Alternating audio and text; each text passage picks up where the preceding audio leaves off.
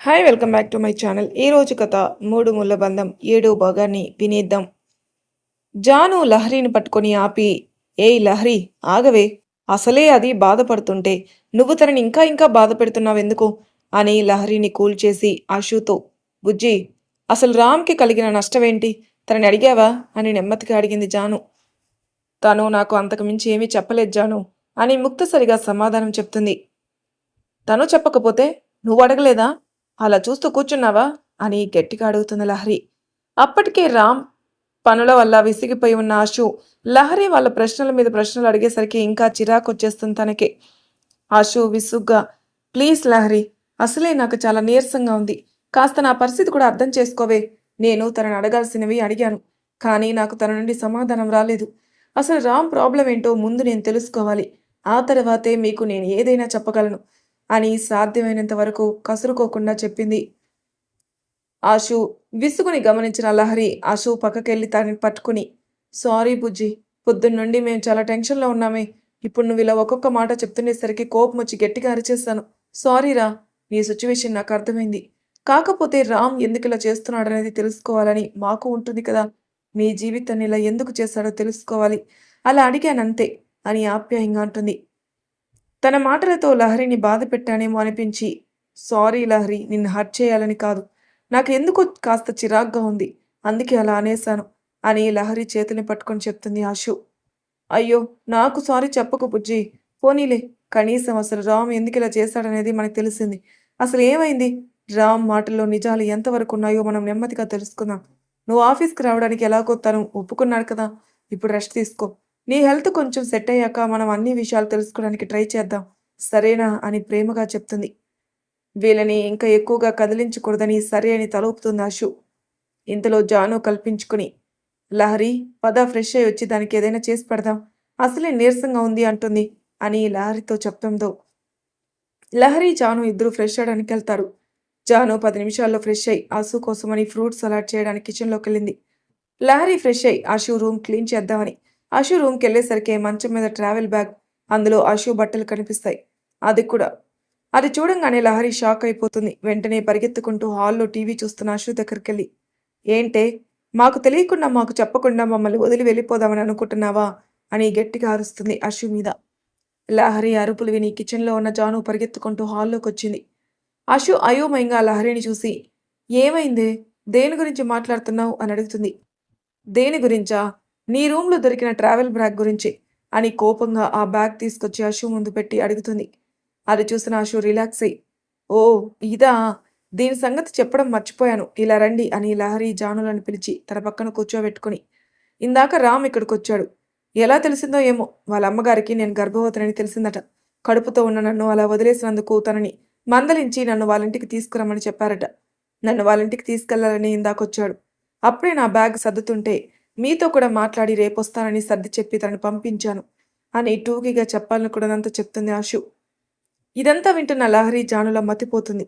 సడన్గా ఇలా వాళ్ళ అమ్మ రమ్మనడం ఏంటి, తను తీసుకెళ్తానని ఇక్కడికి రావడం ఏంటి, అసలు రామ్కి అమ్మా నాన్న లేరు కదా, ఇప్పుడు ఈ అమ్మ ఎవరు, ఇదంతా రామ్ ఆడే కొత్త నాటకమా అని సీరియస్గా అడుగుతుంది జాను. లేదు జాను, సుధీర్ సార్ కూడా చెప్పారు, రామ్కి అమ్మగారున్నారట, ఆవిడే నన్ను వాళ్ళ ఇంటికి తీసుకురమ్మని ఆర్డర్ వేశారట. మీతో చెప్పి రేపు వస్తానని చెప్పాను. నీకు అసలు బుద్ధుందా, అసలు రామ్ చెప్పేది నిజమో కాదో తెలుసుకోకుండా అలా ఎలా వెళ్ళిపోతావు వాళ్ళ ఇంటికి. అయినా తనకు నిజంగానే తల్లి ఉంటే నిన్ను పెళ్లిపీటల మీద వదిలేసి వెళ్ళినప్పుడు ఏమీ మాట్లాడలేదు, కానీ ఇప్పుడు నువ్వు గర్భవతని తెలిసేసరికి ప్రేమ పొంగుకొచ్చిందా. నాకెందుకో ఇదంతా ఏదైనా ప్లాన్ ఏమో అనిపిస్తుంది. ఆంటీ వాళ్ళు నీ బాధ్యత మాకు అప్పగించారు, ఇలా రామ్ వచ్చి ఏది పడితే అది చెప్తే నిన్న పంపించేస్తామని ఎలా అనుకున్నాడు. మేము నిన్ను ఎక్కడికి పంపించాం, అసలు ఈ రామ్ గురించి మనకి పూర్తిగా తెలియాలి. అక్కడ నీకు ఎలాంటి హాని కలగదని మాకు తెలిస్తే తప్ప మేము నిన్ను ఎక్కడికి పంపించాం. పైగా ఇదంతా ఆంటీ వాళ్ళకు కూడా చెప్పాలి కదా, అందుకే అప్పటి వరకు నిన్నెక్కడికి పంపించేది లేదు అని కరాకిణిగా చెప్పేస్తుంది లహరి. ఇంతలో జాను కల్పించుకుని, నేను కూడా లహరి మాటలతో ఏకీభవిస్తున్నాను బుజ్జి, ఇంత సడన్గా వాళ్ళ అమ్మకి నీ మీద అసలు ప్రేమ ఎందుకు పొంగిపోయింది, దానికి రామ్ ఆవిడ మాటలు విని నిన్ను అక్కడికి తీసుకునడానికి ఒప్పుకోవడం ఏంటి, ఇదేది నమ్మేలా లేదు. అంతలా తీసుకెళ్ళాలి అనుకునేవాడు నిన్నెందుకు వదిలేసి వెళ్ళిపోయాడట అని రామ్ మీదున్న తన అక్కసును వెలగక్కుంది. అది కాదే, అక్కడికెళ్తే అసలు రామ్ ప్రాబ్లం ఏంటో తెలుసుకోవచ్చు. పైగా మా అమ్మా నాన్న వల్ల తన జీవితం నాశనమైందని వాళ్ళ మీద అభియోగం మోపుతున్నాడు కదా! అదేంటో కూడా తెలుసుకునే అవకాశం ఉంటుంది. ఇవన్నీ ఆలోచించే తనతోటి వెళ్తానంటున్నాను. మీరు కూడా ఆలోచించండి అని అసలు తనక్కడికెందుకు వెళ్ళాలనుకుంటుందో ఆ కారణం చెప్పింది. అది విన్న లహరి, జాను కూడా ఆలోచనలో పడతారు. బుజ్జి, నువ్వు చెప్పేది కూడా సరైనదేనే అనిపిస్తుంది. కానీ ఒకవేళ ఇందులో రామ్ మరేదేమైనా ప్లాన్ చేసి నిన్ను రప్పిస్తుంటే మాత్రం నువ్వక్కడికెళ్ళకపోవడమే మంచిదని నాకనిపిస్తుంది అని తన అనుమానాన్ని బయటపెడుతుంది లహరి. లహరి, పోనీ ఒక పని చేద్దాం. రేపు రామ్ ఇక్కడికొస్తాడని బుజ్జి చెప్తుంది కదా! రామ్ రాగానే మనం తనతో మాట్లాడదాం. బుజ్జికి ఎలాంటి హాని జరగదు. తనని బాధపెట్టే పనులు అక్కడ ఎవ్వరూ చేయకూడదని మాట తీసుకుందాం. అలా అయితేనే బుజ్జిని పంపిస్తామని ఖచ్చితంగా చెప్పేద్దాం. అప్పుడు రామ్ చచ్చినట్టు మన మాటింటాడు. మనం కూడా ప్రతి వారం బుజ్జిని కలుస్తూనే ఉందాం. ఏమంటావ్? అని తనకి తోచిన ఉపాయం చెప్తుంది జాను. జాను చెప్పింది విని ఆలోచనలో పడుతుంది లహరి. నువ్వు సరిగ్గానే చెప్పావు.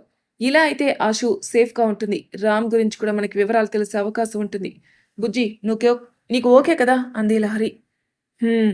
కానీ ఈ విషయం అమ్మానాన్నలకి, మామకి అప్పుడే చెప్పొద్దు అని లహరిని చూస్తూ చెప్తుంది ఆశు. అదేంటి? ఎందుకు వాళ్ళకి చెప్పకూడదు? వాళ్ళకిదంతా తెలియాలి కదా! అని ఆశుని అనుమానంగా చూస్తూ అడుగుతుంది లహరి. అసలే అమ్మ వాళ్ళు రామ్ మీద కోపంగా ఉన్నారు. ఇప్పుడు ఇలా తన ఇంటికి బెదిరించి తీసుకెళ్తున్నాడంటే నాన్న ఊరుకోడు. మామ కూడా ఇదివరకే రామ్‌తో గొడవ పట్టుకున్నాడు. ఇప్పుడు ఇదంతా తెలిస్తే మామ ఊరుకోడు. అసలు విషయం ఏంటో నేను తెలుసుకున్నాక నాన్నతో చెప్తాను. అప్పటి వరకు మీరిదంతా వాళ్ళకి చెప్పకండి. సరేనా? అలా ఎలా కుదురుతుందే? నువ్వు ఎక్కడున్నావో వాళ్ళకి చెప్పడం ముఖ్యం. ఇలా వాళ్ళకి తెలియకుండా చేయడం తప్పే అని స్థిరంగా చెప్తుంది జాను. అయ్యుండొచ్చు. కానీ వాళ్ళకి ఈ విషయం ఇప్పుడే చెప్తే లేనిపోని అనుమానాలన్నీ వస్తాయి. వాళ్ళడిగే ప్రశ్నలకి ఇప్పుడు మన దగ్గర ఎలాంటి సమాధానం లేదు. రామ్ ఎందుకిలా చేశాడో మనకు క్లారిటీ వచ్చే వరకు వాళ్ళకి చెప్పకపోవడమే బెటర్. ఇప్పుడు చెప్తే అసలెందుకు రామ్ నన్ను పెళ్లిలో వదిలేసి వెళ్ళిపోయాడు? ఇప్పుడెందుకు రమ్మంటున్నాడు? అని హడావిడి చేసి గొడవ పెంచుతారు. అందుకే నాకు కావాల్సిన ఆన్సర్ రామ్ నుండి వచ్చే వరకు అమ్మ వాళ్ళకి గానీ, మా అమ్మకి గానీ తెలియడానికి వీల్లేదు. మీరు కూడా చెప్పకండి. ఆశు చెప్పింది విని జాను, లహరి ఆలోచిస్తుంటే, ప్లీజే, నాకసలు రామ్ నాతో ఎందుకిలా ప్రవర్తిస్తున్నాడో తెలుసుకోవడం చాలా ముఖ్యం. ఇప్పుడు అమ్మ వాళ్ళకి ఈ విషయం తెలిస్తే రచ్చరచ్చ అవుతుంది అని అంటూ రామ్ చెప్పిన మాటలు గుర్తు చేసుకుంటుంది ఆశు. సరే కానీ ఇలా ఎన్ని రోజులు? అంది లహరి.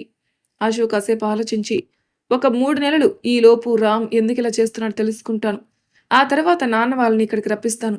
ఒకవేళ ఏ కారణం చేతైనా నేను తెలుసుకోలేకపోతే అప్పుడు నాన్న వాళ్ళతో చెప్పుదాం అని తన ఆలోచనలు తన స్నేహితుల ముందు ఉంచుతుంది. లహరి, జాను కూడా ఆలోచించుకుని సరే అని ఆశుతో అంటారు. రేపొద్దున హాస్పిటల్కి తీసుకెళ్తాడట, ఒకసారి చెకప్ కోసం. ఆ తర్వాత నన్ను వాళ్ళ ఇంటికి తీసుకెళ్తాడట అంది ఆశు.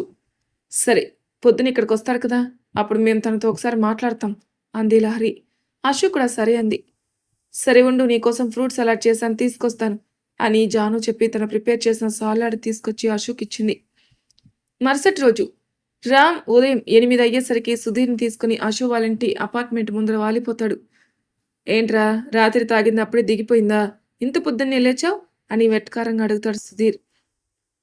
మరే, నా పెళ్ళాన్ని వదిలి ఉండలేక పొద్దున్నే ఎగేసుకుంటూ ఇక్కడికి వాలిపోయాను అని అంతే వెటకారంగా సమాధానం ఇస్తాడు రామ్. నిన్నడిగాను చూడు, నాకు బుద్ధి లేదు, పద ఆశు వాళ్ళ ఫ్లాట్కి వెళ్దాం అని రామ్తో పాటు కలిసి ఆశు ఫ్లాట్కి వస్తాడు సుధీర్. ఆలోచనల నడుమ రాత్రి లేటుగా పడుకున్న ఆశు అప్పటికే ఇంకా నిద్రపోతూనే ఉంటుంది. ఆఫీస్కి వెళ్లడం కోసం లహరి, జాను పొద్దున్నే నిద్రలేచి టిఫిన్ ప్రిపేర్ చేస్తుంటారు. అప్పుడే నిరంతరంగా వాళ్ళ ఫ్లాట్ బెల్లు ఒకటే మోగుతూ ఉండేసరికి, అబ్బబ్బా, ఎవరే పొద్దున్నే ఇలా బెల్లు కొట్టి చంపేస్తున్నారు అంటుంది లహరి. ముందు నువ్వు వెళ్ళి ఎవరో చూడు, ఈ సౌండ్కి బుజ్జి లేచేస్తుంది అంది జాను. సరే, పోపు మాడిపోతుంది చూసుకో అని చెప్పి లహరి డోర్ ఓపెన్ చేయడానికి వెళ్ళింది. డోర్ ఓపెన్ చేసేసరికి సీరియస్ మొహం పెట్టుకుని కనిపిస్తాడు రామ్. లహరిని తోసుకుంటూ లోపలికొస్తాడు రామ్. తన వెనకాలే సుధీర్ కూడా వస్తాడు. అప్పటికే రామ్ అంటే కోపంగా ఉన్న లహరి ఇప్పుడు రామ్ చేసిన పనికి ఇంకా కోపం వచ్చి, ఏయ్, అసలేమనుకుంటున్నావు నీ గురించి? ఇలా తోసుకుంటూ వచ్చేస్తావా లోపలికి అని చిరాగ్గా అడుగుతుంది లహరి. హలో, ఇప్పుడు నేను నీ బాస్ని, నీ ఫ్రెండ్ ఇంట్లో పనోని కాదు. అది గుర్తుపెట్టుకొని మాట్లాడు. ఎక్కువ చేస్తే నీ ఉద్యోగం ఓడబెక్కేస్తా, జాగ్రత్త అని వార్నింగ్ ఇచ్చినట్టు మాట్లాడతాడు రామ్. అంతా మా కర్మ. ఇంతకీ తమరిక్కడికి ఎందుకు వచ్చారు బాస్ గారు అని వినయంగా నటిస్తూ అడుగుతుంది లహరి. నీకోసం కాదలే అని చెప్పేసి డైరెక్ట్గా ఆశు బెడ్రూమ్లోకి వెళ్తాడు రామ్. రామ్ అరుపులు వినిపించేసరికి స్టవ్ సిమ్లో పెట్టేసి లహరి వెనకాలే వస్తుంది జాను.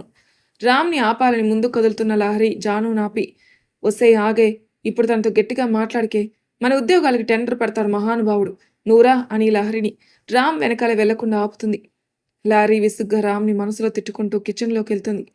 హాల్లోని నిలబడి దిక్కులు చూస్తున్న సుధీర్ని చూసి, మీరిలా కూర్చోండి, కాఫీనా టీనా అని అడుగుతుంది జాను. అబ్బే ఏం వద్దండి అని కాస్త ఇబ్బందిగా చెప్తాడు సుధీర్. సుధీర్ని ఎక్కువగా రెట్టించకుండా జాను తన పని చూసుకోవడానికి వెళ్ళిపోయింది. రామ్ అశు గదిలోకి వెళ్లేసరికి ఒక పక్కగా తిరిగి పక్కనే రామ్ తనకి చిన్నప్పుడు గిఫ్ట్గా ఇచ్చిన టెడ్డీబేర్ గట్టిగా హత్తుకుని ముద్దుగా పడుకుని నిద్రపోతుంది.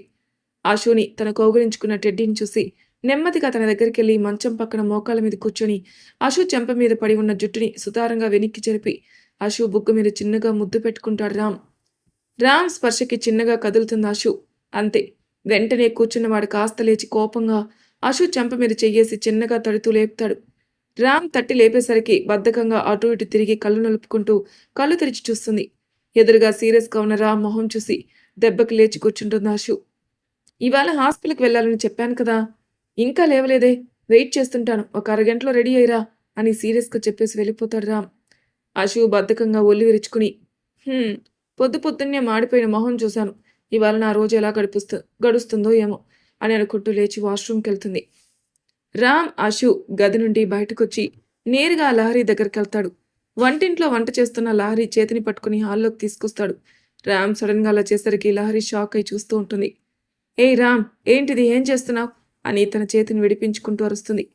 రామ్ లహరిని హాల్లోకి లాక్కొచ్చి, ష్, ఎందుకలా అరుస్తున్నావు, కామ్గా ఉండు అని చెప్పి సోఫాలో లహరిని కూర్చోబెట్టి తను కూడా లహరి ఎదురుకుండా కూర్చుని, మీతో బుజ్జి అదే అశు ఏం చెప్పిందో నాకు తెలీదు, దాన్ని ఇవాళ నా ఇంటికి తీసుకెళ్తున్నాను, ఈ విషయం దాని పేరెంట్స్కి చెప్తారో లేదో నాకు తెలీదు, మా అమ్మ దాన్ని ఇంటికి తీసుకురమ్మని చెప్పింది, తీసుకెళ్తున్నాను అంతే, వాళ్ళకి ఈ విషయం తెలిసి ఎగేసుకుంటూ ఇక్కడికి వచ్చి రచ్చ చేస్తే మాత్రం నేను చూస్తూ ఊరుకోను, వాళ్ళే కాదు ఎవడు నా జోలికి వచ్చినా నేను ఊరుకోను, కేవలం మా అమ్మ కోసమే దాన్ని నా ఇంటికి తీసుకెళ్తున్నాను అని వార్నింగ్ లాంటి స్టేట్మెంట్ ఇస్తాడు రామ్. వార్నింగ్లకి లహరి షాక్ అయిపోతుంది. లహరి కోపంగా, అసలు ఇదంతా ఏంటి రామ్, సడన్గా నీకు అమ్మగారు ఎలా వచ్చారు, ఇప్పుడు ఆవిడికి కోడల మీద ప్రేమ వచ్చేసిందా, అలాంటప్పుడు నువ్వు పెళ్లిలో దాన్ని వదిలేసి ఆవిడ చూస్తూ ఊరుకున్నారా, కోడల్ని తీసుకురమ్మని అడగలేదా, ఇప్పుడు ఇది కడుపుతో ఉందని తెలిసేసరికి వారసుడి కోసం రమ్మని అడిగారా, అది ఇప్పటికే నరకం అనుభవిస్తుందిరా, మీ ఇంట్లో దానికి ఇంకా ఇంకా బాధ కలిగించిందని తెలిస్తే నేను ఊరుకోను అని కోపంగా చెప్తుంది. మా అమ్మ గురించి ఒక్కొక్క మాట మాట్లాడావంటే చంపేస్తాను, మా అమ్మ ఎందుకు ఇలా చేస్తుందో మీకు చెప్పాల్సిన అవసరం మాకెవరికి లేదు, నేను చెప్పింది వినడం వరకే నీ బాధ్యత, నాకు తిక్కలేస్తే దాన్ని మీకెవ్వరికి చెప్పకుండా ఎత్తుకొని మరీ తీసుకెళ్ళిపోతాను, జాగ్రత్త అని తన కల్లరి చేసి గట్టిగా వార్నింగ్ ఇస్తాడు లహరికి. రామ్ని అలా చూసేసరికి ఒక్కసారిగా భయపడిపోతుంది లహరి. రామ్ అరుపులకి జాను కూడా హాల్లోకి వచ్చేస్తుంది. సరిగ్గా అప్పుడే ఫ్రెష్ అయ్యి హాల్లోకి వచ్చింది అశు. అశుని చూడగానే అందరూ కామ్ అయిపోతారు. రామ్ అరుపులు వినిపించిన అశుకి అక్కడేం జరుగుతుందో అర్థం కాక, ఏం జరిగింది రామ్, ఏవో అరుపులు వినిపించాయి అని అడుగుతుంది రామ్ని. రామ్కి అశు పరిస్థితి గుర్తుకొచ్చి నెమ్మదిగా తన కోపాన్ని కంట్రోల్ చేసుకుంటాడు. ఏం లేదు, నువ్వు ముందు టిఫిన్ తిను, హాస్పిటల్కి బయలుదేరదాం అని అశుతో చెప్పి లహరి వైపుకి తిరిగి, అశుని హాస్పిటల్కి తీసుకెళ్లి అట్నుండి అటు మా ఇంటికి తీసుకెళ్తాను, తను అక్కడ జాగ్రత్తగా సేఫ్గా ఉంటుంది, మీరు ఎలాంటి భయాలు పెట్టుకోనక్కర్లేదు, కావాలంటే మీరు అప్పుడప్పుడు వచ్చి చూడొచ్చు అని చెప్పేసి అశు గదిలోకి వెళ్ళిపోతాడు రామ్. అశు తన స్నేహితుల్ని ఎంతలా మిస్ అవుతుందో తనకి ఆల్రెడీ తెలుసు కాబట్టి వాళ్ళకి ఇంటికి రావడానికి పర్మిషన్ ఇస్తాడు రామ్. రామ్ అరుపుకి భయపడిపోయిన లహరి రామ్ చెప్పిన మాటలు కాస్త ఊపిరి పీల్చుకొని అశుని తీసుకుని టిఫిన్కి తినిపిస్తుంది. టిఫిన్ తినిపిస్తూనే అశుకి తగిన జాగ్రత్తలు చెప్తుంటారు లహరి జానులు. వాళ్ళని ముచ్చటగా చూస్తూ ఉంటాడు సుధీర్. రామ్ అశు గదిలోకి వెళ్ళి ముందు రోజు సగం సర్దిన బ్యాగ్ తీసుకుని మిగిలిన బట్టలు అశు వస్తువులు ఎక్కడెక్కడున్నాయో తీసి అన్నీ సర్దేస్తాడు. అశు తినడం అయిపోయేసరికి రామ్ బ్యాగ్తో సహా హాల్లోకి వస్తాడు. అశు చేతిని ఒక చేత్తో, అశు బట్టలు సర్దిన బ్యాగ్ మరో చేతిలో పట్టుకుని బయటికి నడుస్తాడు రామ్. అశు లహరి జానులని చూసి కళ్ళతోనే బాయ్ చెప్పి రామ్ వెంట నడుస్తుంది.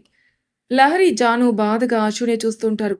అశు రామ్ వెళ్ళిపోయాక సుధీర్ లహరి జానులతో, మీరు అస్సలు బాధపడకండి, రామ్ వాళ్ళ అమ్మగారు చాలా మంచివారు, అశుని చాలా ప్రేమగా చూసుకుంటారు, మీరు ప్రతి వీకెండ్ రామ్ ఇంటికొచ్చి అశుని చూడొచ్చు, పైగా వాడు అశుని బాధ పెట్టకుండానే తనని చూసుకుంటాను, మీరు కంగారు పడకండి అని చెప్పేసి వెళ్ళిపోతాడు. లహరి జాను కాసేపు అశు గురించి ఆలోచించి ఫ్రెష్ అయి వచ్చి తినేసి ఆశుకి ఆఫీస్కి బయలుదేరిపోతారు. మరి తర్వాయి భాగంలో ఏం జరుగుతుంది నెక్స్ట్ ఎపిసోడ్ తెలుసుకుందాం. అంతవరకు నా ఛానల్ సబ్స్క్రైబ్ చేయని వాళ్ళు ప్లీజ్ సబ్స్క్రైబ్ చేసుకోండి, లైక్ చేసి షేర్ చేయండి, మీ అభిప్రాయాలు నాకు కామెంట్ రూపంలో తెలియజేయండి. Thank you for listening.